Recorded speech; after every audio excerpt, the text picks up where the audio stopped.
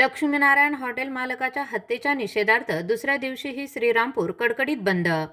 श्रीरामपूर शहरातील प्रतिष्ठित लक्ष्मीनारायण हॉटेलमध्ये घुसून हॉटेल मालकाची निर्घृण हत्या करण्यात आल्याच्या घटनेने संपूर्ण शहरात संतापाची लाट उसळली आहे.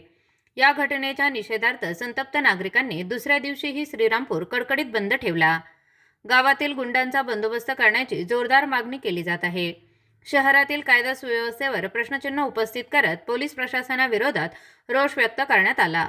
या बेमुदत बंदमध्ये शहरातील सर्व पक्षांचे पदाधिकारी, व्यापारी संघटना तसेच मोठ्या संख्येने नागरिक सहभागी झाले.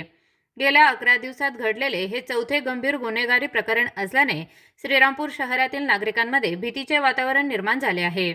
शहरात गुन्हेगारी वाढत असून सामान्य नागरिक सुरक्षित नाही अशी भावना नागरिकांनी व्यक्त केली. स्पीड न्यूज मराठीसाठी शोएब शहा.